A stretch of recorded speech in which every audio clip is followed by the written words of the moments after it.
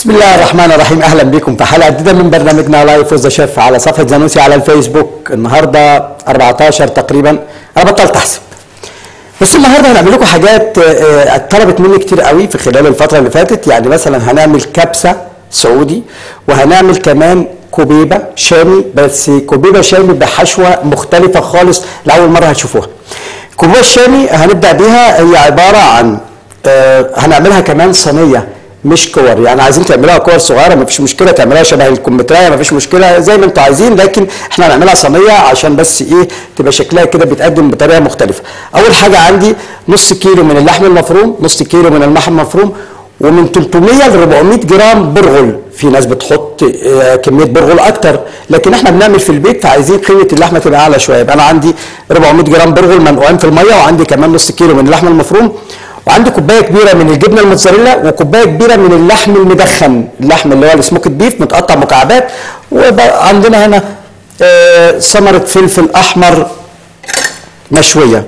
نقول تاني المقادير: نص كيلو من اللحم المفروم، او ممكن يكون لحم الكباب الحله الاحمر. كمان عندنا 400 جرام من البرغل. انت مقلل البرغل ليه؟ انت بتحط طول عمرك نص على نص، مش مشكله. عايزين تزودوا البرغل مفيش مشكله، مش هيخسر خالص، بس منقوع بقاله نص ساعه. والحشوه زي ما قلنا كوبايه كبيره من الجبنه الموتزاريلا، وكوبايه كمان من اللحم المدخن، وثمره فلفل مشوي اهو. بعد ما شويناها هنقطعها مكعبات صغيره، هتديني طعم حلو قوي جواها. مش هتحط اي نكهات تانية يا شيف يسري خالص خالص. يعني الفلفل الحامي، قصدي المشوي، مع اللحمه المدخنه. يعني في عندي كده حاجتين طعمهم مدخن. كمان نجيب بس بوله كده عشان نحط الخليط كله بتاع الحشوه مع بعض اهو. الجبنه الموتزاريلا الكميه اللي انتوا عايزينها، كوبايه، كوبايه ونص، كوبايتين، انتوا اصحاب الفكره يعني. واللحمه المدخنه دي طعمها هايل جدا. لانشون يا شيف يسري؟ لا، لانشون كمان مره لا، دي لحمه مدخنه اسمها سموكد بيف، موجوده في السوبر ماركت وطعمها هايل. وعندنا كمان هنا ثمره الفلفل الناشف، قصدي المشوي. نشيل بس الحاجات كده اول باول عشان يبقى قدامنا فاضي ورايق. وبعدين نيجي بقى نلبس كلافز عشان خاطر احنا هنعصر مع بعض البرغل. هنعمل مع بعض دلوقتي الكوبيبه. الكوبيبه يا شيف يسري بتحط فيها بصل ولا توم ولا حاجه جوه اللحمه؟ لا، بنحط ملح وفلفل فقط. ممكن تدوا رشه كمون صغيره كده بين اصابع اليد لو حابين، لكن اكتر من كده لا. طب يا شيف يسري احنا شفنا ناس بتحط جواها بصل، ما بعقبش، ماليش دعوه يعني كل واحد حر. كمان في ناس بتحط جواها توم، والله اللي عايز يحط يحط، مالناش دعوه، لكن احنا بنتكلم على الصح. الغلاف الخارجي من بره هو عباره عن برغل ولحمه وملح وفلفل فقط. وبعدين زي ما قلنا الحشوه بقى تختلف. لو احنا هنعملها بلحمه مفرومه هتبقى لحمه مفرومه متعصجه عليها قرفه وعليها مكسرات او سنيبر او سوداني اللي انتوا عايزينه. هناخد بس هنا زي ما قلنا الملح والفلفل على اللحمه، ونجيب بقى نصفي البرغل عليها. شايفين انا بعصره ازاي؟ خالص ما خليش في ميه خالص. نحطه على اللحمه ونعصر كمان شويه، ونحط على اللحمه. وبعدين نروح بقى عند الفود بروسيسور بتاعتي، او عندي مفرمه هنفرمها في المفرمه مرتين. لو انا عندي مفرمه نفرمها في المفرمه مرتين. يبقى انا اهو البرغل مع اللحمه فقط، ونشغل عليها. وبعد كده هزود بقيه البرغل الموجود معايا، بس انا حبيت احط الكميه دي الاول ونفرمها مع بعض. هتلاقوا فيه خليط كده لذيذ طعمه حلو متجانس معايا. دلوقتي هنشغل ونسيبها تختلط، ونصفي برضه بقيه كميه البرغل اللي عندي من الميه خالص اهو. كميه البرغل قد ايه؟ زي ما قلنا كميه البرغل 300 جرام، 400 جرام، نص كيلو. في ناس ممكن تحط، فاكرين لما جينا عملنا الكفته بالرز؟ فاكرين طبعا. في ناس بتحط على كيلو اللحمه نص كيلو رز، وفي ناس بتحط على نص كيلو اللحمه كيلو رز. فالموضوع ده يرجع لهم هم اصحاب اللي بيعملوا الكفته. اهو هنكمل بس البرغل كله.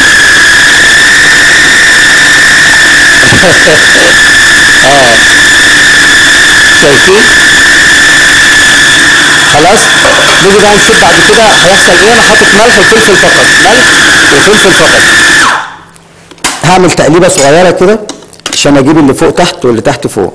بصوا الخليط بقى عامل ازاي اهو. ولسه هنحط تاني بقيه كميه البرغل دي ونطحن لغايه ما كله يتجانس مع بعضه اهو.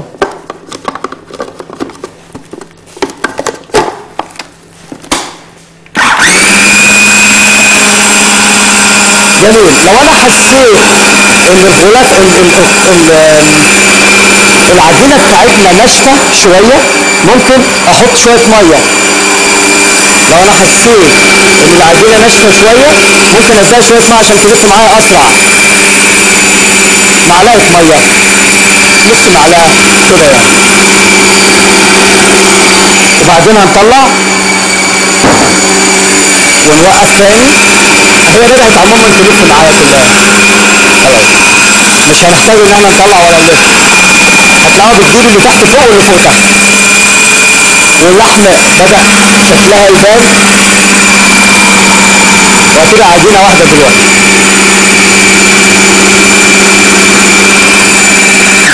اوريكم بس شكلها وبعد كده نرجع نكمل تاني. بصوا اهو العجينه بتاعتي بقت عامله ازاي. عايزه لفه كمان في الكبه او في الفود بروسيسور او لو في المفرمه زي ما قلت لكم يبقى مرتين. في المفرمه نفرمها مرتين. عايز اذكركم زي ما بذكركم كل يوم ان مفيش غير رقم واحد بس، 1 4 9 1 4 9 هو الرقم بتاع زانوسي على مستوى الشرق الاوسط وعلى مستوى مصر. رقم زانوسي ده الوحيد اللي هو مضمون، لكن اي ارقام ثانيه انتوا بتشوفوها لا تمت لزانوسي باي صله. وعندنا الدليل، عندنا كل الادله يعني، واكيد انتوا جربتوا يعني. خلاص كده مش محتاج اكتر من كده. نرفع بس نشيل بقى كل الحاجات دي كده ونوريكم شكل الخليط بتاع اللحمه. نزله حتى هنا مفيش مشكله اهو. شايفين الكميه قد ايه؟ ما شاء الله كميه كبيره هتعمل معايا الصينيه وزياده. طب انفع يا شيف يسري زي ما انت بتقول نعملها بالكور صغيره ونحمرها؟ طبعا، بس انا المره دي هعملها لكم بطريقه مبتكره وجديده. ايه بقى الطريقه المبتكره والجديده؟ هنشوفها مع بعض. اول حاجه هشغل هنا، عايز ادفي بس شويه الصينيه اللي انا هعمل فيها، وعندي الحشوه اهي، وهجيب حتتين زبده نحطهم هنا ندهن بيهم الحروف كلها. وبعدين بعد ما دهنت الزبده كده وكمان انا شغلت دفيت الصينيه بتاعتي، هجيب نص كميه الحشوه او نص كميه العجينه او الخليط بالراحه كده اهو. شايفين يا جماعه العجينه عامله ازاي؟ الخليط بتاع البرغل مع اللحمه طريه جميله. طب عايزين تجربوا تعملوا كوره منها؟ نجرب، لكن ده احنا عشان هنعملها في صينيه هننزلها على طول. خدنا نص الكميه وزياده سنه وهنضغط عليها ونفرد.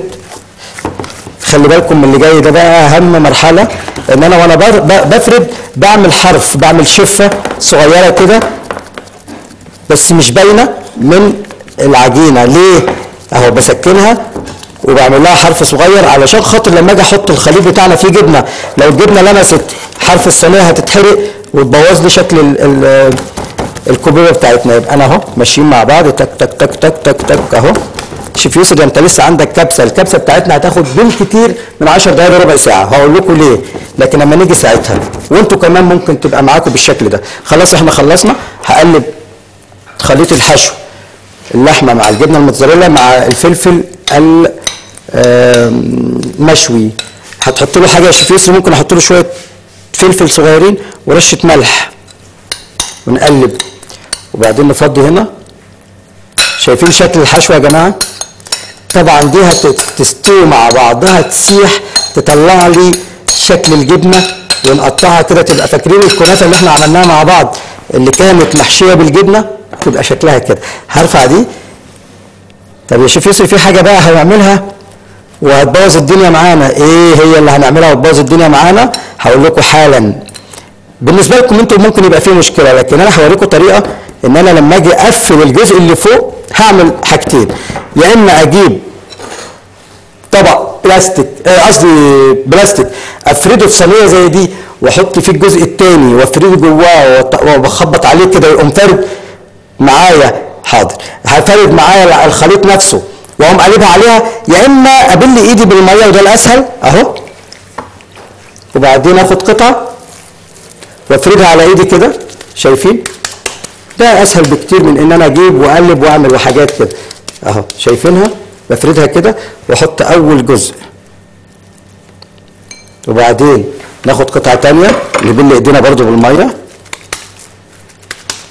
ونفردها خالص بتبقى رقيقه جدا، وناخد ثاني جزء وبعدين برضو ابل ايدي.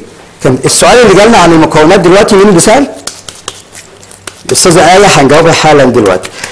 انا جبت نص كيلو من البرغل، نص كيلو من اللحمه المفرومه، عليه 400 جرام من البرغل. نقعنا البرغل قبلها بنص ساعه، وبعد كده حطينا البرغل على اللحمه مع شويه ملح وفلفل وحطيناهم جوه الفود بروسيسور بتاعتنا وطحناهم خالص اهو زي ما انتم شايفين، وقسمناها نصين، نص فردته جوه الصينيه والنص الثاني خدته زي ما انتم شايفين. عملنا منه ايه؟ عملنا منه اللي احنا بنعمله دلوقتي ده. اما الحشوه كانت عباره عن ثمره فلفل احمر مشوي، يعني انا قطعت الفلفل وحطيته على النار تحت الشوايه في الفرن بتاعنا بتاع زانوسي، وبعد كده حطيت عليه شويه زيت صغيرين وشويه زعتر صغيرين، وخدته قطعته مع كوبايه من الجبنه الموتزاريلا وكوبايه كمان من اللحم المدخن. بصوا بقى لما انا حطيت كل الخليط مع بعضه اهو، بنضغط عليها كده ونساوي، تطلع معانا زي الفل ان شاء الله، وتشوفوا شكلها دلوقتي. بس انا بساوي كل الحروف اهي.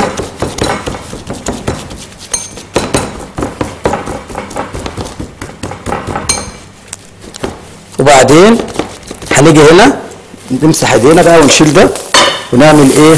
نجيب معانا سكينه وناخدها كده ونعملها بظهر السكينه، نعمل فيها تجزيع كده كده كده، وبعدين نمشي كده ونمشي كده، وبعدين ممكن احنا نقدمها زي ما قلنا نقدمها على الشكل ده او نقدمها على الناحيه اللي تحت زي ما تشوفوا الشكل الانسب ليكم اللي انتوا عايزينه، مفيش مشكله. التجزيعات بتبقى عكس بعضها كده. اخر واحده اهي، حته زبده صغيره على الوش وندخلها الفرن، فرن زانوسي اللي انا قلت لكم عليه قوي جدا، وهنشوف النتيجه ان شاء الله مع بعض دلوقتي بعد ثواني معدوده. هرفع بس كل ده ونرفع مع بعض ونروح بقى نعمل مع بعض الكبسه. الكبسه دي من الحاجات اللي هي اصلها سعودي ولكن كل المصريين بيحبوها وطعمها هايل. انا هحط تحت على الارضيه الاول شويه وبعدين احطها فوق بعد كده على الشبكه بعد شويه، يعني بعد ما حطيناها على الارضيه كده هنشيل بس كل ده عشان تبقى درجه الحراره طالعه من فوق وتحت اهو. حد هيقول لي انت شلت الاثنين؟ طبعا، لان انا هنا عايز درجه الحراره بتاعت الفرن بتاع زانوسي تنزل، انا حاطط على الارضيه وعايز كمان درجه الحراره من فوق تنزل. لو انا حاطط الصينيتين بتوعنا دول الموجودين في الفرن انا بصراحه مبسوط بيهم قوي، لان هقول لكم مميزاتهم ايه. عايز كمان الحراره تبقى في متناول الفرن كله، لكن دول مميزاتهم ايه؟ لو انا بعمل كحك وده هنعمله قريب، انا كده عندي صاجين للفرن واجيب كمان صاج احطه على الشبكه، يبقى اول فرن اهو بنحط فيه 3 صاجات مره واحده. دي حاجه. لو انا بعمل حاجات مثلا كريم كراميل او بعمل تشيز كيك، محتاج ان انا احط الصينيه فيها ميه. طب ما انا مش محتاج صينيه فيها ميه لان انا عندي دي غويطه بارتفاع 3 سم او 4 سم اهي، يبقى انا هحطها وهتبقى مكان الصينيه اللي انا احط فيها حمام مائي. ميزه كويسه قوي في فرن زانوسي لاول مره بتشوفها. يلا بينا نعمل الكبسه مع بعض. الكبسه هي عباره عن كيلو من اللحمه الضاني سلقناه في ميه فيها بصل وجزر وكرفس وورق لورو وحبهان ومستكه اهو. لو بصينا هنا في حته لحمه طالعه موجوده اهي. كيلو من اللحمه الضاني سلقناها طبعا عشان خاطر الوقت اهو في مصر في ميه فيها بصل وجزر وكرفس ولورو وحبهان ومستكه، كل الحاجات مع بعضها قدامكم اهو. جميل. بعد ما سلقناه 90% سوا، وطبعا روحوا مثلا من عند حد تعرفوه يجيب لكم اللحمه، يجيب لكم دايما من بيت الكلاوي اللحمه الضاني تبقى بالشكل ده، عارفين ليه؟ لان دي بتبقى حته طريه وجميله وطعمها حلو وفيها الاحمر اكتر. زي عند عم علي مثلا، عم علي حبيبي هو اللي جايب لي اللحمه دي. هنشغل اول حاجه، نمسح بس كده.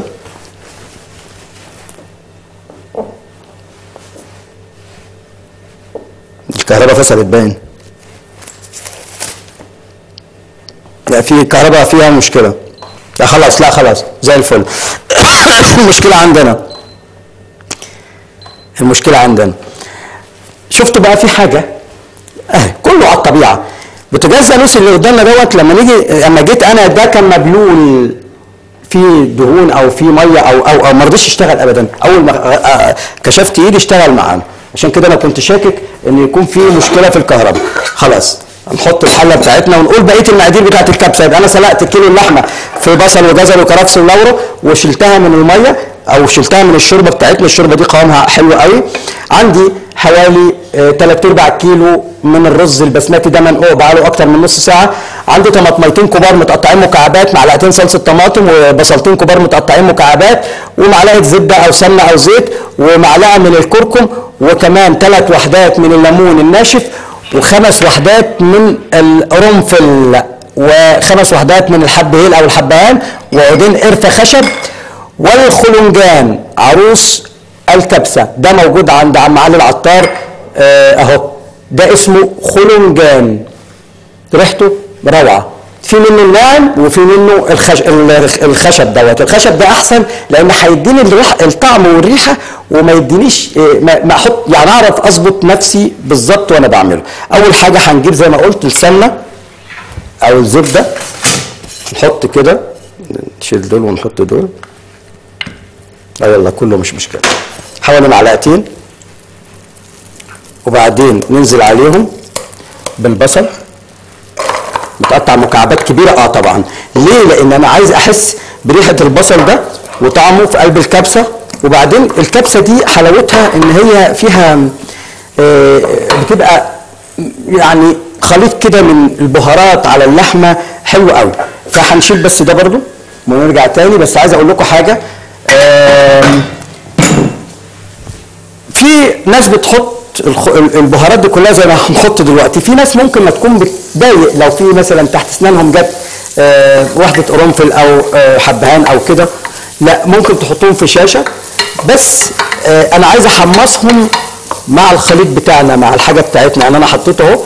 هنحط الخلنجان قطعتين، وبعدين الليمون الناشف، والقرفه الخشب، والقرنفل، والحبهان، ونقلب عشان وانا بحمص كده السمنه او الزبده مع البصل تبدا درجه الحراره تخلي النكهات دي تطلع معايا مع البصل. اول ما هيبداوا يتجانسوا كده ويبقوا ريحتهم تظهر، هنبدا نحط عليهم بقيه الخليط واحنا مع بعض كده. بس هصفي الميه بتاعتنا بتاعت الرز بعد ما نقعناه. بوله ثانيه اهي، خليه لا الرز ده بيسهل معايا المأمورية، يعني ما يخليش الوقت بتاع التسوية يزيد معايا. تاني اقولها لكم تاني، لما بنقع الرز كده لمدة نص ساعة في مية فيها شوية ملح بيخلي الرز يستوي معايا أسرع. يعني ما يخلينيش اقعد مثلا اقعد ساعة عشان اسوي الكبسة، لا تاخد لها 10 دقايق بالكثير، وان شاء الله نوريها لكم على طول. نيجي بقى نحط هنا الطماطم مكعبات كده بس من غير قشر، يا ريت تكون من غير قشر عشان الطماطم دي هتدوب جوه الكبسه. ونحط معلقه الكركم، ونحط معلقتين صلصه طماطم اللي هي الطماطم البيوريه، ونقلب كل الخليط ده مع بعضه ونسيبه يغلي غلوه. يعني ايه؟ يعني يسخن شويه على النار. يبقى انا حطيت هنا ايه بقى؟ نرجع اذكركم تاني. حطيت هنا البصل، الطماطم، القرنفل والحبهان او الحبهيل، وكمان عودين من القرفه وثلاث وحدات من الليمون وقطعتين من الخلنجان ومعلقه كركم كبيره ومعلقتين من صلصه الطماطم. كل ده هنقلبه مع بعضه. ولسه عندي حاجتين هما ايه او ثلاث حاجات، اللحمه والشوربه اللي هنسقي بيها والرز. اول ما احس ان الخليط كده بدا، شايفين الريحه تطلع، الشكل يبان، نقوم حاطين ملح، ما تنسوش ان اللحمه متملحه، ورشه فلفل صغيره، وبعد كده انزل بالرز يلف لفه معانا هو واللحمه اهو. ونحط اللحمه بتاعتنا ونقلب كله مع بعضه كده. بصوا بقى، شوف اللون بقى هيبقى شكله ايه دلوقتي.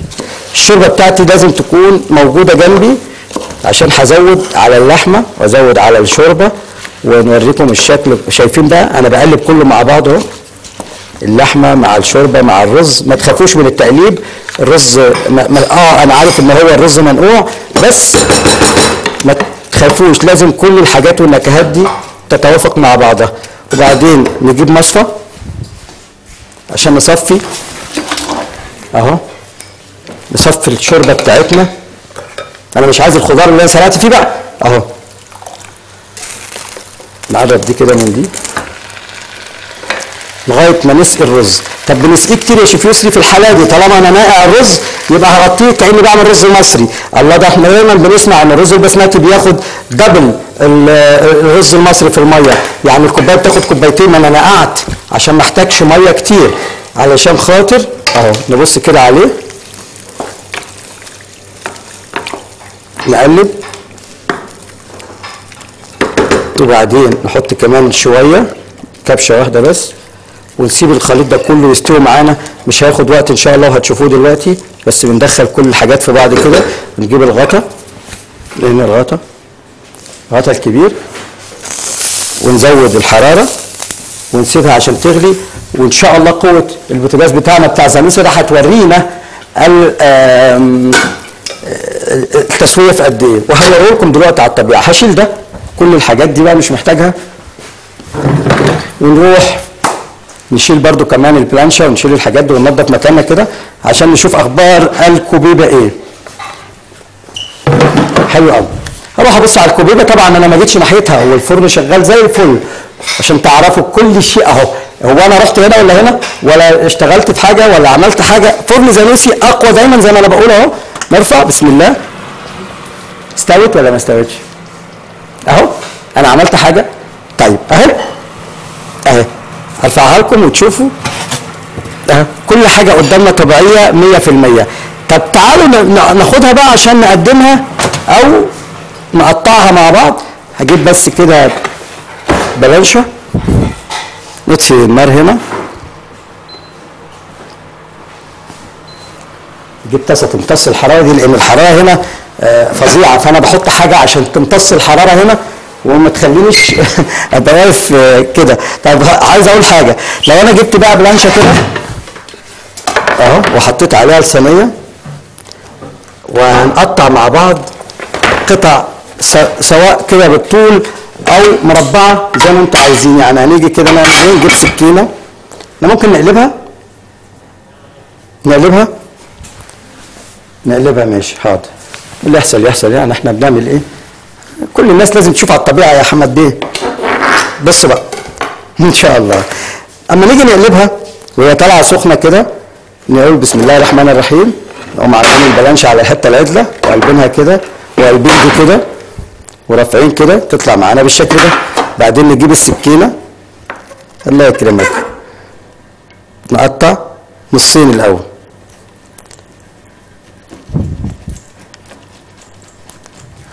حلو. وبعدين ناخد، وهي سخنه انا سامحوني، انا بقى مشكلتي ان انا ما بسكتش على نفسي، يعني بزعل لو ما عملتش كده عشان اوريكم شكل الحاجه من جواها.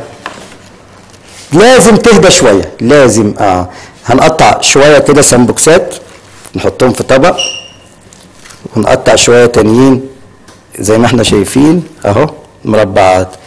وتعالوا معانا نجيب سباتولا ونغرف مع بعض. نجيب طبق مدور لو فيه اهو، وناخد هنا بسم الله الرحمن الرحيم.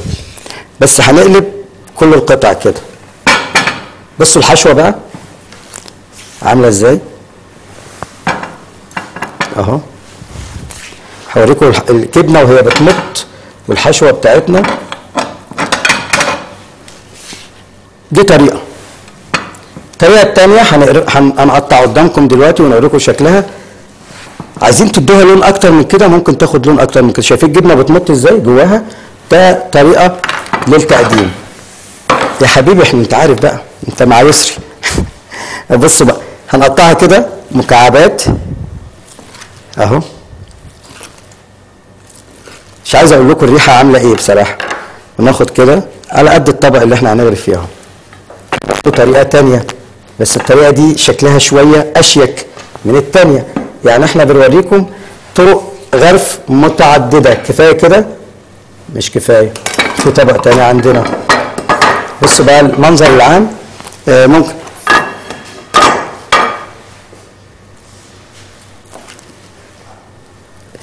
دي كوبيبه في الصينيه، كوبيبه صينيه مش كوبيبه ملفوفه. يعني احنا عاده بنعمل الكوبيبه بتبقى كور كده عشان بس الاستاذه هبه بتستفسر عن ايه اللي احنا بنعمله. احنا دلوقتي بنعمل كوبيبه في صينيه.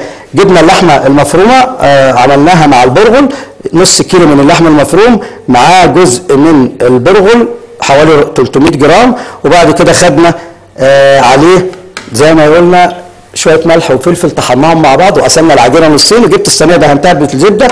وكان عندي الحشوه عباره عن كوبايه من اللحم المدخن، كوبايه من الجبنه الموتزاريلا، وقرن فلفل احمر مشوي قطعناه مع بعض. وادي الحشوه بتاعتنا. لو بصينا هنا انا هرفع لكم قطعه بس اهي. شوف الحشوه من جوه عامله ازاي. جديده مختلفه بطعم جديد خالص لاول مره بتشوفوه. احنا عارفين ان اللحمه او الكبيبه عاده بتاخد لحمه معصجه. انا بس هشيل بقى الزيادات دي كلها ونشيل كمان البلانشه، وبعد كده نشوف اخبار الكبسه بتاعتنا عامله ايه.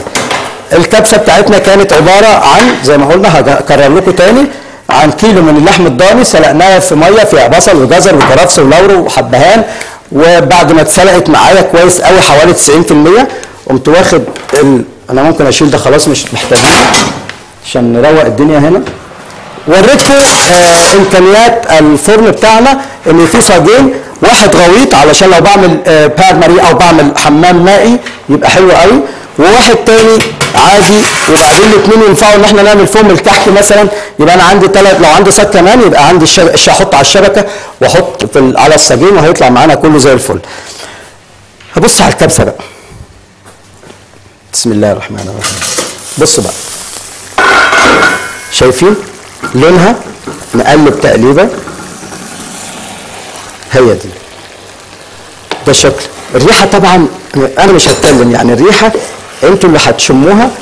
طيب يا شيخ يسرا لو ما يحبش اللحمه بتاعت الكبسه تبقى مسلوقه، والله هاتي طاسه صغيره حطي معلقه زبده او زيت وشوحيها فيها هتبقى مش مسلوقه.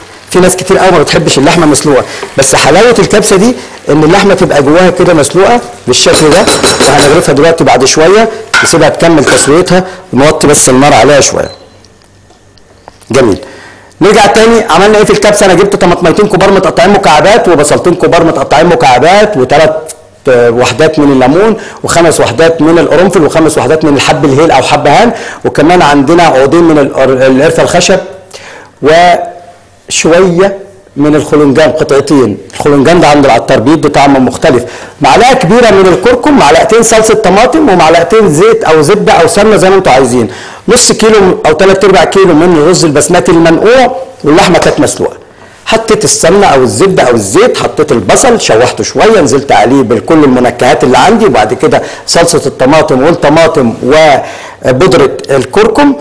بدأ كله ياخد معايا يتجانس يعني. قمت نازل عليه بالرز واللحمه وخدت من الشوربه صفيت وحطيتها عليها وهنسيبها لغايه ما تستوي معانا. وهي بتستوي معانا كده هذكركم بس ان احنا دايما موجودين معاكم على صفحه زانوسي على الفيسبوك، وكمان اللي ما بتفوتوا الحلقه ممكن يتفرج معانا على اليوتيوب على قناه زانوسي على اليوتيوب، ولكن بعد الفطار مباشره. الحلقه بتنزل يوميا بعد الفطار مباشره. يبقى احنا كده ما بنأخرش عليكم حاجه. اسئلتكم طبعا بنجاوب عليها مباشره على الهواء دلوقتي طول ما انتم شايفيننا، ولو مش شايفيننا سيبوا الاسئله واحنا عاده بنجمعها وبنجاوب عليها. وبذكركم تاني برقم زانوسي، رقم زانوسي 149. 149 هو الرقم الرئيسي والمعتمد في جمهورية مصر العربية كلها. جربوا لو حد عنده أي منتج سواء في الضمان أو خارج الضمان من منتجات زانوسي يطلبوا، وإن شاء الله تبقوا مبسوطين يعني، لأن فعلا هو رقم واحد. أما كل الأرقام اللي أنتم بتشوفوها دي ملهاش دعوة بشركة زانوسي خالص. الكبسة بالفراخ تنفع، ممكن نفس الحكاية، بس انا هاخد الفراخ الاول هشوحها في حته سمنه او زبده قبل ما احط عليها، قبل ما اسلقها يعني، وبعد كده بتكون متقطعه. بعد ما تتشوح وتاخد لون شويه بنزل عليها بالميه، وانزل عليها بالبصل، الجزر، الكرفس، اللورة، برضو اسيبها تغلي مع بعضها كده لغايه ما تستوي الفراخ، وبعد كده نعمل بنفس طريقه اللحمه. لا مفيش كاري، في كركم بس عشان اللون. الكاري هيديها طعم مختلف يا استاذه اماني، الكاري في الكبسه هيديها طعم مختلف خالص. احنا ممكن نحط شويه بهارات لو حابه، بهارات اللي هي 7 بهارات، لكن الكاري هيغير طعمها. احنا عايزينها نحس بنكهات وطعم معظم الحاجات اللي احنا عاملينها، اللي هي زي ما انتم شايفين.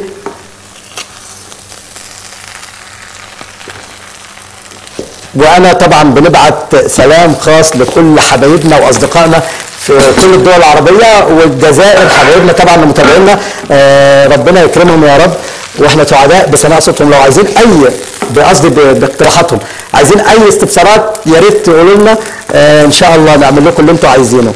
احنا بس عايز اقول ان احنا خلاص اصل وقتنا قرب يخلص، فانا هغرف، بس هي كانت عايزه تتشرب كمان شويه، بس هنسيبها دقيقتين كمان، ممكن ناخد دقيقتين من الوقت كمان معاكم، مفيش مشكله. كل اللي متابعينا من الدول العربيه يا رب يكونوا مستمتعين زي ما انا مستمتع معاكم على مدار شهر رمضان. النهارده 14 بكره 15 صح؟ يعني بصوا يا جماعه، بدانا معاكم متهيالي امبارح، اول امبارح عدى 15 يوم من رمضان. رمضان جميل، رمضان طقوسه رائعه، وخصوصا في مصر. يعني طبعا اللي متابعينا من الدول العربيه هيلاقوا ان في مصر لها طقوس خاصه في رمضان مش موجوده في اي دوله في العالم، مش في الدول العربيه، لا مفيش دوله في العالم بيبقى لها طقوس خاصه في رمضان زي مصر. ما بنتكلمش بقى على مسلسلات ولا مواضيع ولا، لا احنا بنتكلم على الشوارع، على زينة رمضان، على الاحتفالات، على صلاة التراويح في كل مسجد، على وسط البلد، وعلى الحسين والأزهر والأماكن العتيقة دي والروائح الرمضانية فيها، على اللي بيبيعوا الفوانيس واللي بيبيعوا الترشي واللي بيبيعوا الكنافة واللي بيبيعوا. مصر مختلفة، يعني أنا قضيت كذا رمضان بره مصر، بس عمري ما حسيت وانا في اي دوله ان انا في رمضان غير لما برجع مصر. اتمنى من الدول العربيه كلها تيجي تقضي ولو يوم في رمضان تشوف الفرق بس، وان شاء الله تكونوا متابعين معانا. بنذكركم تاني ان احنا موجودين على صفحه زانوسي على الفيسبوك معاكم كل يوم لايف، لاول مره في تاريخ مصر ان احنا بنعمل برنامج لايف طبخ كل يوم، وقته مفتوح لغايه ما نخلص. وده ما حصلتش قبل كده، وان شاء الله هتحصل، او حصلت ناس قلدتنا بس مش مشكله، مشكله ان احنا اصحاب السبق. شيف يسري والقائمين على العمل وشركه زانوسي هم اصحاب السبق في اللايف كل يوم. اللايف كل يوم ده ما حصلش، الموضوع مش سهل زي ما انتم متخيلين. عارفين لو في بث تلفزيوني فهو اسهل بكتير، لان البث التلفزيوني مباح، لكن انك على الانترنت وتقدر توفر الامكانيات اللي انتم شايفينها دي، ده موضوع جديد خالص لاول مره بتشوفوه. هنجيب بقى نغرف، عشان كده احنا طولنا عليكم صح؟ بسم الله يا حبيبي. بصوا بقى لون الرز عامل ازاي وشكله، واللحمه فيها ايه. خلوا اللحمه نحطها على الوش، بس ناخد كميه من الرز كده، حاجه حلوه ريحتها حلوه. طبعا عايز اقول لكم ان المملكه العربيه السعوديه فيها اكلات كتير جدا، لان طبعا ايام الرسول صلى الله عليه وسلم كان بيجي له ناس من كل دول العالم. يعني هتلاقوا في هناك مشهورين جدا بيعملوا رز اسمه في رز اسمه الكابلي هناك، وفي الرز البخاري، وفي العيش التميز، وفي حاجات كتير قوي، وفي طبعا الاكل اليمني، كل ده موجود في المملكه العربيه السعوديه. هتلاقوه حلو قوي بصراحه، يعني ريحته مشهيه وطعمه احلى بكتير. واللي سافر طبعا كل معانا هناك الكبسه وكل حاجات كتير قوي. نحط اللحمه على الوش بقى، كفايه رز، ونقول لكم اتفضلوا معانا. طبق ما خدش وقت كتير غير الوقت بتاع السلق بتاع اللحمه، وكمان طلع معانا المنتج اللي انتم شايفينه ده. ناخد بقى واحده من القرفه الخشب، وواحده تانيه حاجه كده ديكوريشن بسيط، وبالهنا والشفا. استمتعت معاكم على مدار نص ساعة اللي فاتت، يا رب تكونوا مستمتعين زي أنا استمتعت معاكم، وإن شاء الله نشوفكم بكرة في حلقة جديدة من برنامجنا لايف وذ شيف على صفحة زانوسي على الفيسبوك. ومتابعينا لو فاتتكم الحلقة اتفرجوا على قناة زانوسي على اليوتيوب بعد الفطار مباشرة. عايز أقول لكم إن أنا ببقى مبسوط جدا وأنا موجود معاكم، يا رب تكونوا مبسوطين معانا. اقتراحاتكم هنلبيها، وكل أسئلتكم قريب قوي هنبدأ بقى نعمل الكحك والبسكويت والحاجات اللي أنتوا عايزينها كلها، وتكونوا مبسوطين معانا. زي ما بقول لكم كل يوم، يا رب نحب بعض إن شاء الله. أشوفكم بكرة على خير. السلام عليكم.